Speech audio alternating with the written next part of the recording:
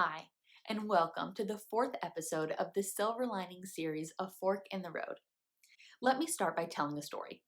It's the end of 2021, and you're sitting at your desk reflecting on the year that has passed and dreaming about the year ahead. You run through a list of things that you wanted to do this past year but didn't, and you make a list of new things that you want to accomplish in the year ahead.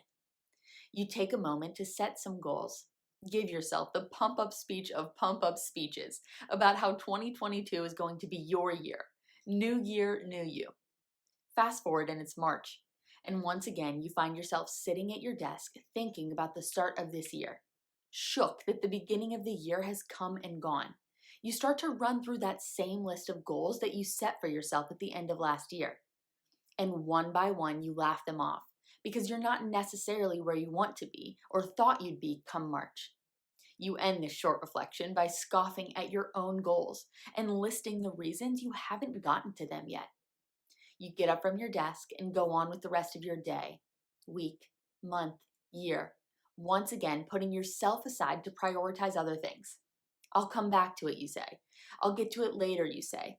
Maybe next month I'll start fresh, you say. Sound familiar? Me too. That story is not meant to shame you or make you feel bad. That story has been me more times than I can count. So what's missing? What's the missing link that keeps us from accomplishing our goals? Unfortunately, there's no easy answer. And I would argue that it's actually a multi-part answer. Awareness, acceptance, ownership, and accountability. Each one of these steps could be a separate video on their own. But today, we're going to focus on the last step, accountability. So, the theme of today's video is check yourself before you wreck yourself. And truthfully, oftentimes we wreck ourselves before we even start. Because when we acknowledge all of the things we need to do or want to do to change for the better, we get this deep rooted sense of anxiety and overwhelm. We think it seems impossible, and we resort to thinking that there is no reason to even start because it seems wasteful. I get it. I've been there. That's where accountability comes in, which literally means doing what you say you are going to do. It's about taking ownership for your part in the process. We can commit to new habits and routines all we want.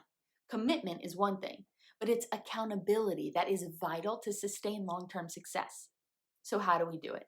How do we become aware of where we are in this moment? Accept where we are in this moment. Take ownership over our choices that got us to this moment and the ones that can get us to the next moment. And how do we hold ourselves accountable to positive change? It's about understanding the process. Accountability is not about perfection, and accountability is not about changing everything all at once. Accountability is about acknowledging that motivation can wane and good intentions fade. It is in part understanding that no matter how many motivational posts, self help books, or informational articles you read, you have to do the work.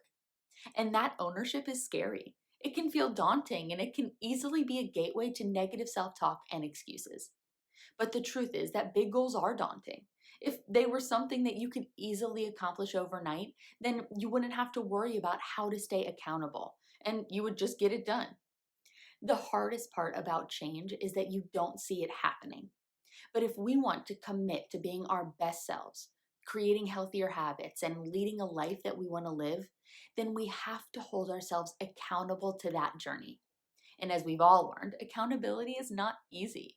Doing what you say you are going to do sounds simple, but there's a lot that impacts the things that we do. So back to the how.